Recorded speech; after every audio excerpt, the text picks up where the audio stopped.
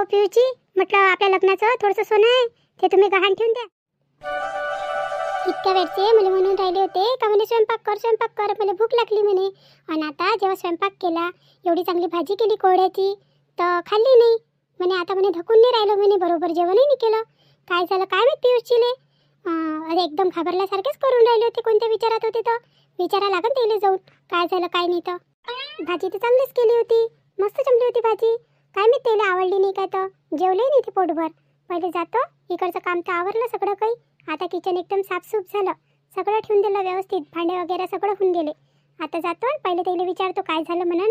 तर सांगा म्हणून कहून असे गुमसुम आहे. तर दुपारी तर मस्त होते, आता काय झालं काय माहित त्याला. माय बहीण नशीब कुठं चाललं काय माहीत, काही समजून नाही राहिलं. आता एक तर नोकरी नाही जवळ, पैसा पाणी नाही, आणि केव्हापर्यंत बाबाले मागू मी. आता स्वतःचा खर्च आहे, स्वतःच्या खर्चाली बाबाले मागू काय. आता त्या बिचारी राधिकाचा तर काही खर्चच नाही. तिला दिले नाही दिले तर ते आपल्याला त्रासही देत नाही आणि मागतही नाही. पण स्वतःच आहे, गाडी आहे, पेट्रोल पाणी आहे. याच्यासाठी बाबाले त्रास देऊ काय मी. आता किती दिवसापासून घरी आहे मी, आणि किती पैसे होऊन गेले अंगावर. 2 किस्ता होत्या गाडीच्या. आता जेव्हा चाललोच नाही कामावर तर मग पैसे कुठून येणार आहे. त्या किस्तीसाठी पैसे घेतले त्याच्याजवळून उधार, त्या मालकाजवळून. तर तो येऊन राहिला घरी मागासाठी. आता करू तरी कसं, बाबावर किती कोजं टाकू मी, मला तर काही समजूनच नाही राहिलं काय करू काय नाही. तर डोकं काम नाही करून राहिलं. आणि जर बाबाला माहीत पडलं का म्या वाज्यानं पैसे घेतले तर बाबा काय म्हणून, कायलेच घेतले आणि पाहून घेतले आणि मी होतो नाही काय, बाबा किती बोलन मध्ये. पण मै मनस्थिती कसं घेऊ मी बाबाजवळून एवढे सारे पैसे. एक तर खाणं पिणं त्याच्या पैशावरच सुरू आहे. आता मी स्वतः कमावणारं झालो, पण हे नोकरी वेळेवरच सुटली आणि सगळा काही खर्च अंगावर येऊन गेला. आता करू तरी कसं. ते तर बरं झालं का मी आपल्या घरी येऊन गेलो, त्या भाड्याच्या रूममधून निघून गेलो. नाही तर तिथं सर्व खर्च मलाच करायला लागला असता, आणि कसंच केला असता, कसंच घर चालवलं असतं म्या. इथं तर एक किस्त भरणं निघून राहिली, आणि घरात थोडं लागते काय, किती खर्च करायला लागते घरात. आता सगळं काही त्याच्यात मयाच हातचं होतं ना. आता बाबा ते इथं एवढे तेवढे पैसे ते सगळा खर्च चालवा लागला असता, आणि कसंच केलं असतं म्या. ते तर एक चांगली गोष्ट झाली का मी इथे येऊन गेलो. अरे हे पियुषचीले काय झालं, काऊन असे बसले आणि याचा चेहरा तर लयच उतरला. काय झालं येईले पियुषची? हा राधिका बोल ना.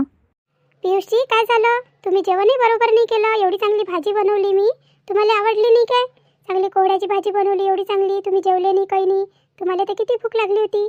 मी जेवण करता वेळेस तुमचा चेहरा पाहिला तर चेहरा एकदमच उतरला होता. कायचा विचार करून राहिले तुम्ही. जेवणही नाही केलं बरोबर, काय झालं सांगा तर खरी. असं नाही आहे राधिका, भाजी किची तर चांगलीच होती, मस्त बनवली होती भाजी, पण तेवढीच भूक होती म्हणून तेवढंच जेवण केलं. पियुषजी तुम्ही अजून माझ्याजवळून काहीतरी लपून राहिले आहे ना. तुम्हाला कायचं तरी टेन्शन आलं, कायचा तरी विचार करून राहिले तुम्ही, पण तुम्ही सांगता नाही. पहिले असंच झालं, नोकरी सुटली होती तेव्हाही तुम्ही असेच बसून राहिले होते, एकटे राहून राहिले होते, जेवण नाही काही नाही, असाच विचार करून राहिले होते. आणि आताही तुम्ही तसेच करून राहिले. काय झालं सांगा तर खरी. तुम्ही बायकोसोबत शेअर नाही करा तर मग कोणासोबत बोला तुम्ही सांगा मला. राधिका कसं सांगू तुले. हे पियुषजी शेवटी मी तुमची अर्धांगिनी आहे, आणि तुम्हाला जर कोणती गोष्टीची काळजी असेल, कोणता प्रश्न असेल तर तुम्ही मला सांगा ना.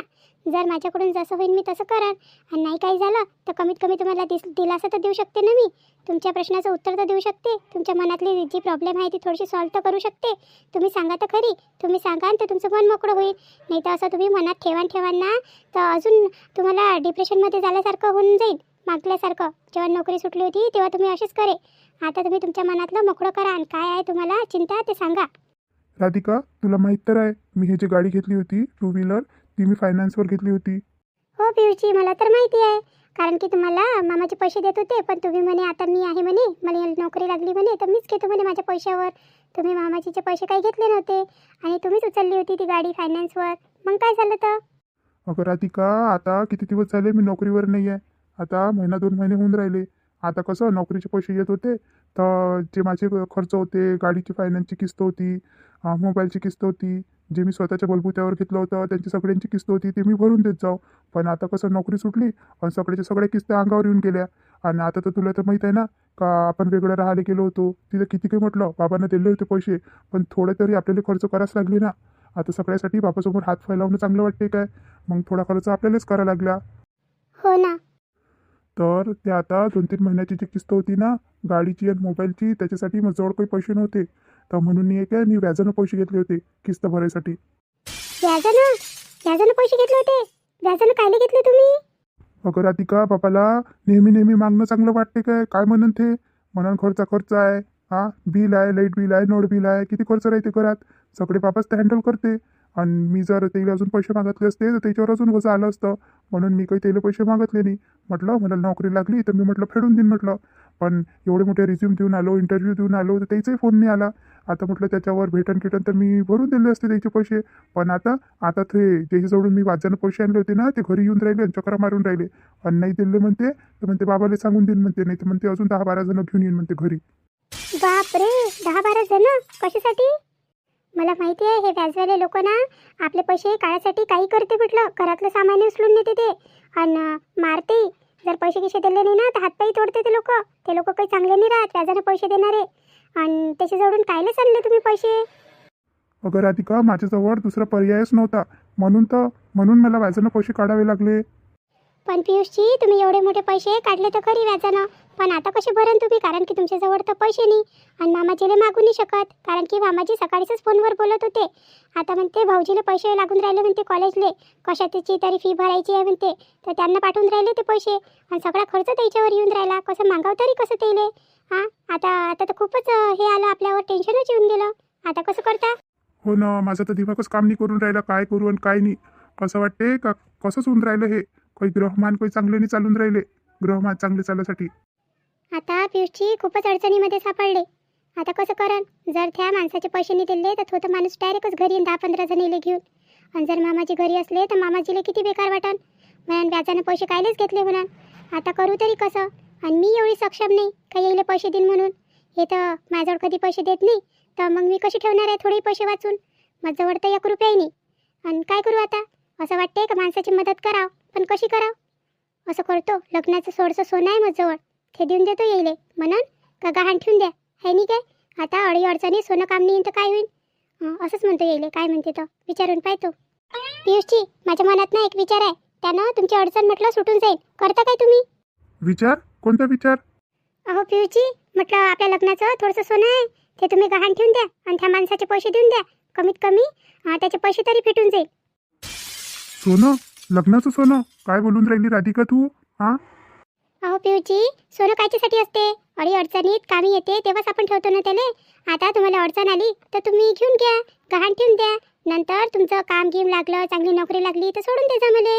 हां, आता सध्या काम तर निघून जाते आपलं. आणि तुम्ही सांगा, आता तुम्ही मामाजीला पैसे मागू नाही शकत. आणि ते तिकडून आले माणसं आणि घरी येऊन धमकले आणि त्यानं जर काही बरं वाईट म्हटलं, घरात कोणी असलं तर मग काय कराल? हां, बदनामी वेगळी होऊन जाईल आणि घराचा धिंगाणा अजून होऊन जाईल आणि मामाजी अजून रागवून तुमच्यावर. पण राधिका, सोनं कसं गहाण ठेवू मी? हे पा पियुषजी, सध्या तुम्हाला गरज आहे, सध्या ठेवून द्या.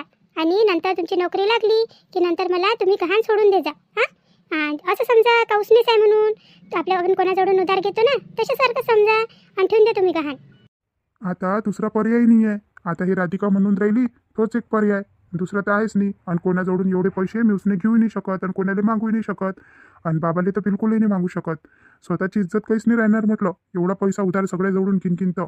आता हे राधिका जे बोलून राहिली ना, ते बरोबरच बोलून राहिली. असं करतो, घेऊन घेतो आणि नंतर चांगली नोकरी लागली तर तिला सोडून देऊन देईन. सध्याचं तर हे टेन्शन कमी होऊन जाईल डोक्यावरून. बरं राधिका, पण असं करजो, तू जेव्हा मला सोनं देशील ना तर हे गोष्ट कोणाला सांगजो नको. नाही तर जर सांगितली तर म्हटलं बाबा आईले माहीत पडली तर अजून ते बडबड करण मले. पियुषजी, काही बोलता काय तुम्ही? मी त्याला कायले सांगणार आहे? हां, आता हे एवढं मोठं झालं तर आता ते काय सोनं पडून पडून काय ते दूध देणार आहे काय? कमीत कमी कामी तरी येईल. आणि राहिली गोष्ट सोन्याची तर तुम्ही देसान ना मला नंतर काढून? सोडून देणार ना तुम्ही गहाण? मग कायचं? आता थोड्या दिवसाची गोष्ट, तसंही तर अलमारीत पडलंच आहे ना ते, तर असं तरी कामी येऊन जाईल. आणि मी काही नाही बोलत ना, मी मामाजीला बोलतो ना मी आत्तेबाईला बोलतो. आता तुम्हाला तर माहीत आहे आत्तेबाई काही माझी एवढं काही ऐकत नाही. मामाजीसोबत बोलतो मी, तर त्यांच्यासोबत मी अशा गोष्टी करतो तरी काय? काही बोलता तुम्ही? मग राधिका, पटकीने दे तू, मी लवकर गहाण ठेवून येतो. कारण की त्याला त्यानं म्हटलं म्हणे 1-2 दिवसच म्हणे. त्याच्यानंतर मी येतो म्हणे 10-12 जणीला घेऊन. तू मला पटकीने दे, मी पटकीनेच ठेवतो गहाण आणि पहिले त्याचे पैसे नेऊन देतो. बरं बरं, देते मी काढून. बाई, घरी वावर असून काहीच फायदा नाही आहे. तेले म्हणून राहिली का शेंगा भरल्या असन, थोडशा शेंगा आणा, तर काहीच नाही. शेंगाने आणून राहिले ना, काही नाही आणून राहिले. आपल्याला विकत घ्या लागते गाडीवाल्यापासून. पण एका भाजीच्या शेंगाही नाही आणत त्या वावरातून. रश्मी, रश्मी, सुनीले म्हणतो मस्त भाजी कर म्हणून याची, म्हणून तुरीच्या दाण्याची. आता शेवट आहे तुरीच्या शेंगाईचा. आता काही तुरीच्या शेंगा येत नाही, विकायला येत नाही. आणि ह्या माणूस काही वावरातून आणून देत नाही. मग काय आपल्याला विकतच घेणं आहे? आणि आता तो गाडीवालाही म्हणे आता येऊन नाही राहिला म्हणे, जास्त म्हणे आता अजून महाग झाल्या तुरीच्या शेंगा गाडीवाले जवळ येऊन नाही राहिले म्हणते, माल म्हणते विकायला जास्त म्हणते. आणि बरोबर आहे ना, आता त्याचा वेळ चालली ना, त्याचा मोसम खतम होऊन राहिला आता तुरीच्या शेंगाईचा. बस एवढंच घेतलं ना, होऊन जाते म्हटलं भाजी म्हटलं, आता त्याच्या मागच लागतो म्हणून आणून द्या म्हणून वावरातून म्हणून 2-4 भाजीच्या तरी म्हणून. बाई रश्मी, एखादं भांडार या शेंगा ठेवतो मी त्याच्यात, तुला दाणे किने काढून देतो, त्याची मस्त आमटी कर. हे टोपलं त्या भाजीवाल्याचं आहे, त्याला देऊन देतो मी, उभा आहे तो आणि त्याला पैसे द्यायचे आहे. एखादं भांडं आण बाई, मी तुला दाणे काढून देतो आणि तू मस्त भाजी कर त्याची, पतली पतली आमटी कर मस्त. थांबा आई, एखादं भांडं शेंगा ठेवासाठी आणून देतो आणि एक दाणे काढायसाठी आणून देतो, थांबा तुम्ही. अव नाही ना, हे घेऊन जाय पहिले, मला टोपला आणून दे तू खाली करून, तो उभा आहे ना तिथं गाडीवाला भाजीपाल्याचा. मग तो चिल्लावते अजून, टोपला आणून द्या टोपला आणून द्या. बरं बरं द्या तुम्ही, मी ठेवून देतो शेंगा आणि नंतर आणून देतो तुम्हाला दुसऱ्या भांड्यात टाकून. तुम्ही हे टोपलं घेऊन जा. स्वयंपाक तर झाला, आता सासूबाईले म्हणतो जेवण करता काय म्हणून, आणि येईले विचारून घेतो करता काय म्हणून जेवण, म्हणून सध्या गरम गरम आहे तर ताट वाढून देतो तेले. आता माझे सासरे तर आहे नाही घरी, ते केव्हा जेवते काय मी. वहिनी वहिनी कशाची भाजी केली, खूप मस्त सुगंध येऊन राहिला. कशाची केली वहिनी भाजी. आईनं नाही काय तुरीच्या शेंगा घेतल्या होत्या, त्याचीच आमटी केली, आमटी आणि भाकरी. अरे वा, आमटी आणि भाकरी, ते तर माझं फेवरेट आहे. लवकर लवकर ताट वाढा वहिनी, मी जेवण करून घेतो, मला नाही का खूप जोराशी भूक लागली. मी तर कपडे अर्ध्यातच सोडत होती, मग म्हटलं आता धुवूनच घेतो म्हटलं कपडे, नाही तर अजून सोडले असते तर मग जेवण केल्यानंतर जेवण आलं असतं. म्हणून नाही का मी पहिले कपडे धुवून घेतले आणि आता म्हटलं जेवण करून घेतो म्हटलं, तिकडचं सगळं आवर करून घेतलं मी बाहेरचं. बरं बरं चला तुम्हाला ताट वाढून देतो, पण अगोदर नाही का मला आईला विचारू द्या, ते जेवण करते काय तर तेले ताट वाढून देतो, मग सोबतच जेवून घेऊ आपण. पण ते दादा कुठे गेला. दादा कुठे जाणार आहे, खोलीतच असन, एक तर झोपले असन, मी तर आराम करून राहिलं असन, नाही तर मोबाईल पाहून राहिलं असन. तुमच्या दादाला दुसरं कामच कोणतं आहे घरी बसल्या बसल्या. पण ते जाऊ द्या, तेले विचार तुम्ही जेवण करायचं, पण पहिले आईला विचारू द्या मला जेवण करते काय तर, नाही तर मग ते म्हणून का बाबाच्या आल्याच्या नंतर करन, तर मग दोघीला सोबत ताट वाढून देईन आणि मग आपण जेवण करून घेऊ तिघं. बरं बरं, भूक लागल्यासारखी होऊन राहिली, पोटे कोरकोर करून राहिलं, पण हे रुपयाचे बाबा अजून आलेच नाही. वावरातलं काम संपलं नाही का काय माहीत, ह्या वेळेपर्यंत तर येऊन जाते ते घरी, पण आज काऊन नाही आले तर. मजूर आहे का काय माहीत, वावरात सांगतही नाही आपल्याला, काहीच नाही सांगत. वावराचं विचारलं तरी नाही सांगत, विचारलं तर हाव म्हणते आणि नाही म्हणते, असं मन भरून गोष्टी करतच नाही करायले. आता एवढं आयुष्य चाललं, पण गलगल गोष्टी केल्याच नाही त्याच्यासोबत, नुसते हू हा करते आणि राहिलं. आई काय झालं रश्मी. नाही काही नाही झालं, स्वयंपाक झाला म्हटलं, आमटी बनवणं झालं आणि भाकरी टाकून दिल्या, गरम गरम भाकरी आहे म्हटलं, तुम्हाला ताट वाढून देतो. आणि रुंजून ताईलेच भूक लागली होती, म्हटलं आम्ही जेवण करून घेतो, सोबतच करून घेऊ मग आपण जेवण. रुपया कुठे गेला तर, आहे नाही का तो घरात, बाहेरच आहे काय. आहे ना, रूममध्येच आहे ते.